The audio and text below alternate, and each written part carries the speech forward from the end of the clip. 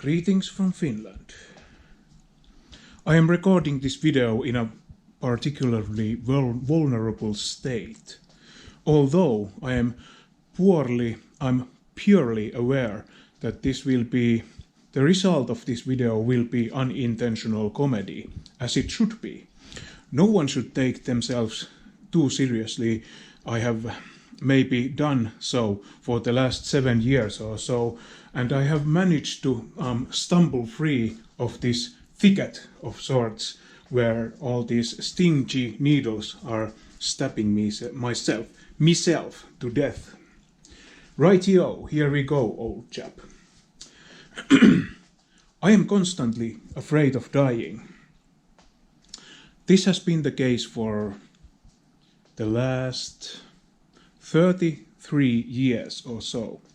I can recall the earliest experience of my fear of dying when I was a child. I was playing at my neighbor's house, and we had these ray guns of sorts that had these like targets you would put on your chest, and you would point the weapon at the general direction of your enemy and squeeze the trigger. This would enable the beeping sound on your target, and that would mean that you've gotten hit and the game would be over after a certain amount of points. Of course, that is only semantics to debate about the scoring system of that very game.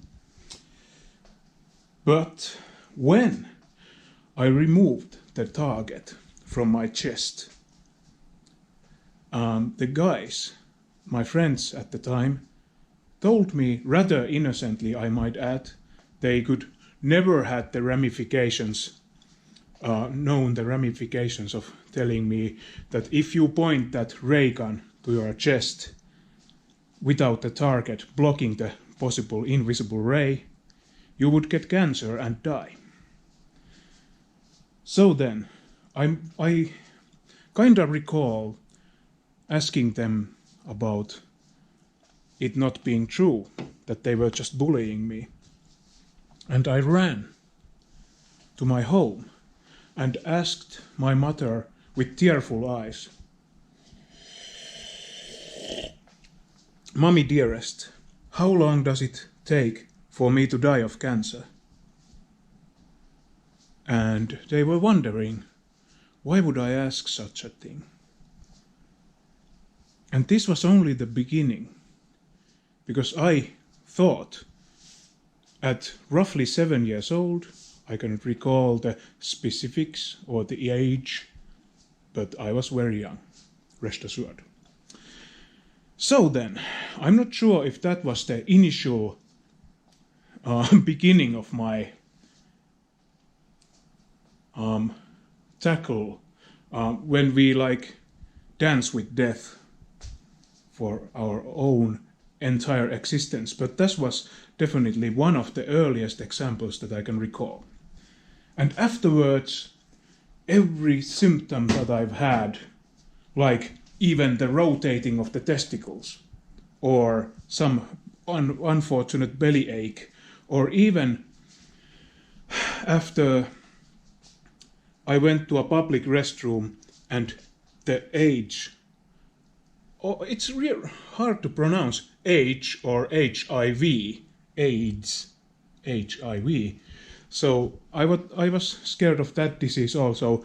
I was asking my mother or anyone else, I'm not sure if it's all about my mother, but I was asking them, do I get sexually transmitted diseases from touching the doorknob of a restroom? So cancer, HIV, I was naturally reading the symptoms of which included diarrhea, and I had long-lasting diarrhea, of course, because of all the bullying at school. I'm not sure. We never kind of found out what my stomach problems were related to. Maybe it was stress, because uncertain living conditions, or maybe it was just my diet at the time, which was extremely poor. I've managed to, of course, contain myself, but now that I think about it, my fear of dying has always been present. I'm now 40 years old, so more or less constant. It has been more or less constant for me for the last 33 years. Non-stop fear of death.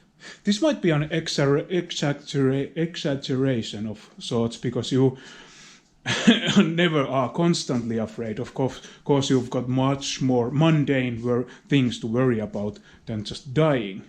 Dying is like fear of the big leagues, so to speak. That's the major one. So then, where can I pinpoint the source of all this fear of dying? Because now that I have existed for so many years without dying, I have grown wary of it. And this is like the constant fear of death is so punishing to me that I would like dearly to be free of it already. You know what I mean. But then again, the fear of death has meant that I take meaningful action. Like, this might be my last DJ gig, so I try to make it count every time. This might be my last day of getting out of bed, and this might be my last time stepping into a plane and flying to some other country. But none of those things that I feared never came to fruition, or they never actually took my life. Or perhaps I'm in a sort of limbo. It certainly feels like it, living in this small apartment.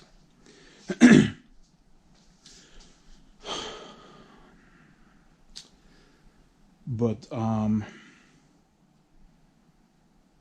it has been a really interesting time of life for me, because all the time you have to be afraid, so very afraid of dying.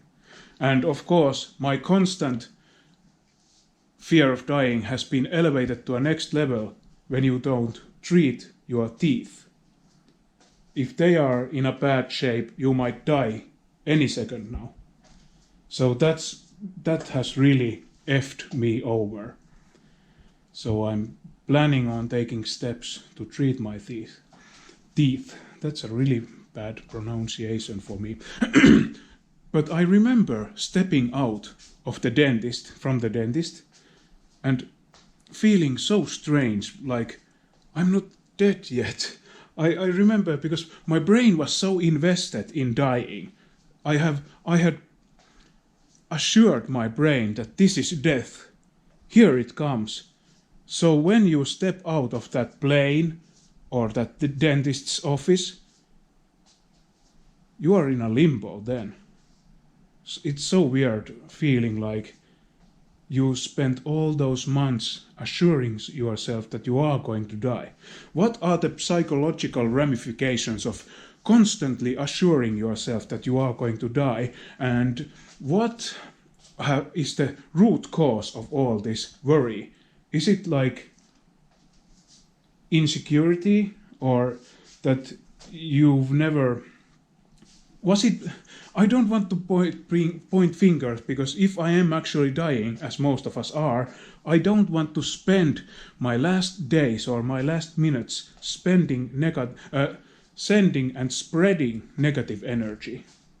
I want it to be love, not hate. But could it be that when you are not cared for as a child, they did their best, but they had their own problems, of course. So would that be the root cause of constant fear of dying? That you are not secure? That you need to contemplate death all the time? I even remember being worried, sick, for my mother not making it home after every workday. And I would have to call her and call her boss and ask if my mother could come to the phone. So when I wasn't fearing my own demise. I was worried for my mother. I'm not sure which came first. But it has been horrible. I don't know. It may have elevated some of my attempts at a normal life, yes, but indeed it has crippled me, and I'm living in a constant limbo, in a dream state, where I'm constantly thinking about how am I not dead yet? I don't know how to cope with such constant emotions. Irrational as they may be, they are still omnipresent and always pestering me.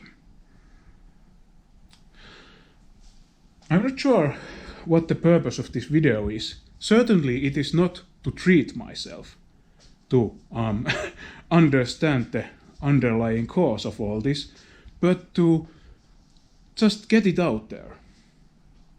I just want to talk. I just want to say, because we all have our struggles, so I don't want to say how horrible it has been. I'm just stating a fact, a sad fact of the circumstances of my life.